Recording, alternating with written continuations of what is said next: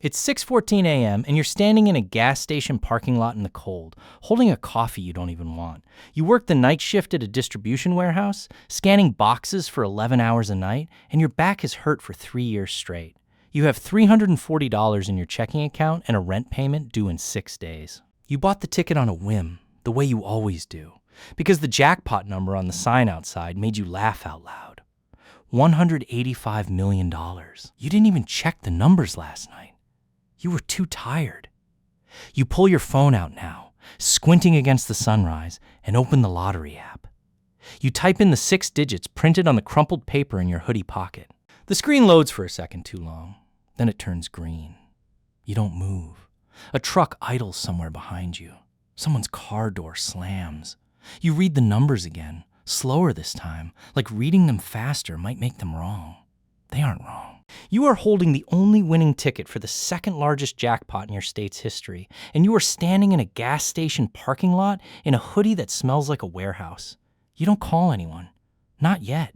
You get in your car and just sit there for 11 minutes with the engine off, staring at the steering wheel. You're not smiling. You're doing math. You've done math your entire adult life. The bad kind. The kind where you subtract rent from a paycheck and see what's left for groceries. Now you're doing a different kind of math, and you don't have the vocabulary for it yet. Quick pause before we go further. If stories like this are the kind of thing you actually want more of, take 2 seconds now and subscribe, because it genuinely helps this channel keep making them. I promise I won't make a habit of stopping this early, but this one's worth it. Comment 11 minutes if you're in. You drive home and you don't tell your roommate, Marcus, who's asleep on the couch with the TV still on. You sit at the kitchen table with the ticket in front of you like it might evaporate. You Google what to do if you win the lottery at 6:45 in the morning, and the first 3 results tell you the same thing. Don't tell anyone. Sign the back of the ticket and get a lawyer before you claim it. You didn't expect that. You thought the first step would be a phone call.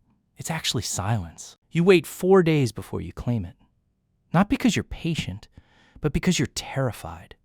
You drive 2 hours to a lawyer recommended by a forum you don't fully trust, and she tells you, calmly, like she's done this before, that the single biggest mistake lottery winners make isn't spending too much. It's spending too fast before they understand what they actually have. She explains the difference between a lump sum and an annuity, and for the first time in your life, you learn what opportunity cost means in a way that isn't theoretical. Taking the annuity means smaller payments spread over 30 years. Safe, boring, guaranteed. Taking the lump sum means less total money, but it means you control it today and can put it to work instead of waiting on someone else's schedule. She doesn't tell you which to choose. She just makes sure you understand what you're actually choosing between. You take the lump sum. After the cut, it comes to just under $97 million. You stare at the number on the screen in the bank's private office, and the banker, a woman named Priya, doesn't smile at you the way you expected. She just nods once, like she's confirming something ordinary, and says, "Okay, let's talk about what happens in the next 30 days, because that's the part that actually matters. You don't buy anything for 2 weeks." Priya tells you this is unusual. Most people buy a car in the first 72 hours. You just keep going to work, scanning boxes, because you don't know what else to do with your body.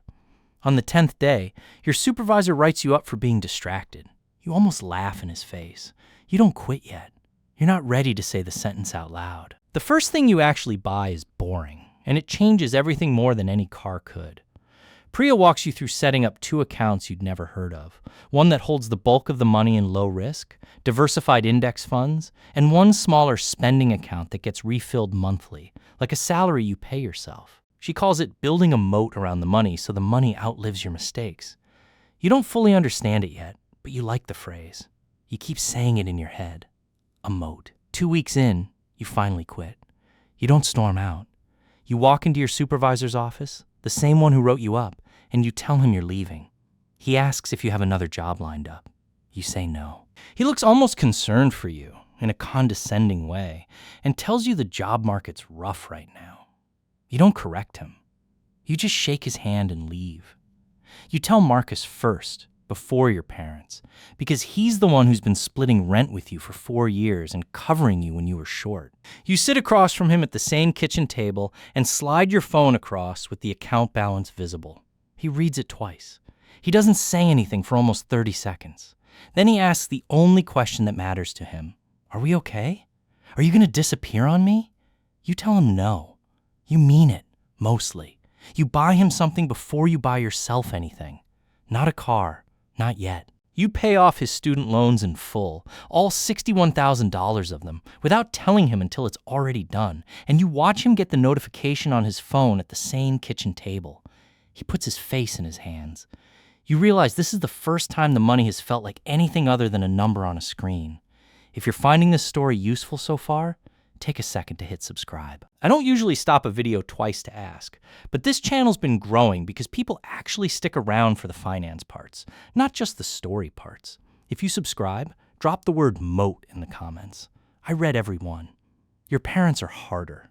Your dad, who spent 31 years doing HVAC repair and still winces when he bends down, doesn't believe you at first. He thinks it's a scam call, then a joke. Then he sits down slowly on the porch step like his legs stopped working.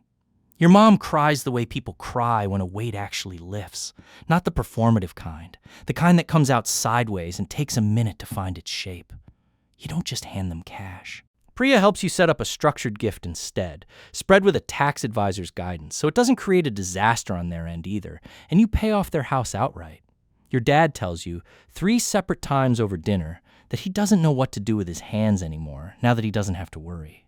Your younger sister, Elena, is a different situation entirely. She's 24, in her second year of nursing school, drowning in loans and working weekends at a diner to cover the gap her financial aid doesn't touch. You don't just pay off her loans. You sit down with her and Priya's team and set up a dedicated education fund that covers the rest of her program, plus a cushion for the year after graduation while she's job hunting, structured so she can't accidentally blow through it on something else. Elena tries to argue with you about it, tells you it's too much, and you tell her the money doesn't mean anything if it doesn't get you both somewhere better than where you started. She hugs you in the diner parking lot and doesn't let go for almost a full minute. You finally buy yourself something. Not a Ferrari, not first. A truck, the one you'd been quietly pricing out for 2 years and never letting yourself click buy on. When you drive it off the lot, it doesn't feel like victory. It feels like relief, the small kind. The kind where a problem you'd carried in your chest for years just isn't there anymore. That surprises you more than the money itself did.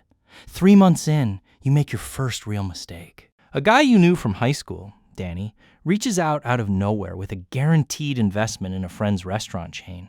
He shows you spreadsheets. He shows you projections. You almost wire $400,000 before Priya asks you one question that stops you cold. What happens to your money if this fails completely? Not if it does okay. If it fails completely, you realize you don't know. You realize Danny doesn't either. You don't send the money. 2 months later, the restaurant chain collapses, and Danny goes quiet on you completely. You understand, for the first time, what risk management actually means. It's not about avoiding all risk. It's about never taking a risk you can't survive losing. You do buy a house, eventually, 6 months in, but it's not a mansion. It's a normal house in a normal neighborhood, paid in full, no mortgage, with a second smaller property nearby that you buy specifically to rent out. Priya calls it your first productive asset, something that makes money instead of just costing money. You start reading about it obsessively, the way you used to read about trucks. Cash-on-cash return, cap rate. You buy a second rental 8 months in, then a third. Around this time, you also get a phone call you weren't expecting, from a cousin you haven't spoken to in 6 years, asking if you'd consider investing in his crypto trading group. You've gotten better at this by now. You ask him the same question Priya asked you about Danny. He gets defensive and hangs up. You don't feel guilty about it the way you would have 3 months earlier. You've started to understand that saying no to bad opportunities is just as important a skill as saying yes to good ones. Maybe more important, because bad opportunities show up far more often once people know what you have. 9 months in, you take the first real vacation of your life, a week in Portugal with Marcus, and you almost ruin it before it starts. You book a $40, 000 a night suite because you can, and you sit in it alone the first evening while Marcus explores the city without you. because you were embarrassed to walk out into the street in something that expensive. You check out the next morning and rebook a normal hotel 4 blocks away, and it's the best week of the trip. You learn something there that Priya couldn't have explained to you over a phone call. Lifestyle inflation isn't really about the price tag. It's about how much of your life starts revolving around protecting the thing you bought instead of living it. You come home and put a hard rule in place for yourself. One Priya helps you formalize. A fixed monthly amount you allow yourself to spend on anything outside of housing, investments, and giving, no matter how much the total number in the account grows. It feels restrictive at first. Within a few months, it feels like freedom, because you never again have to wonder whether a purchase is actually a good idea or just a reaction to a number on a screen. You do buy one genuinely extravagant thing, eventually, almost a year in, and it's not what you expected it to be. Not a car, not a watch. You buy back the small auto shop your dad worked out of for a decade before it closed down when the owner retired, sitting empty 2 blocks from your parents' old house. You don't reopen it as a business.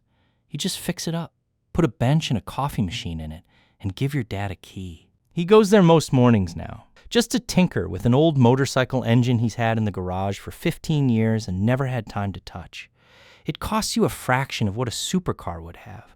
And it's the only purchase in 2 years that makes you cry a little when you see the security footage of him unlocking the door for the first time. A year in, you're sitting in your normal house in your normal neighborhood, and Marcus, who still lives with you because neither of you wanted that friendship to change, asks you what the number actually is now.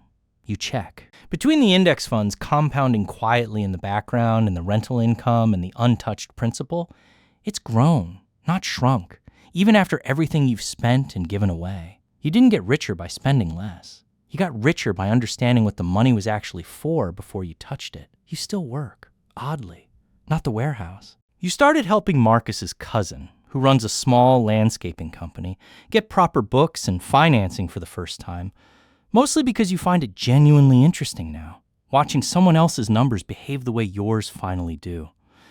You're not doing it for the money. You already have more than you could spend in 3 lifetimes if you were reckless. And more than that if you're not. 18 months in, Elena graduates. You fly out for the ceremony, and afterward, at dinner, she tells you she's already gotten 2 job offers, one in the city near you and one 4 hours away with slightly better pay.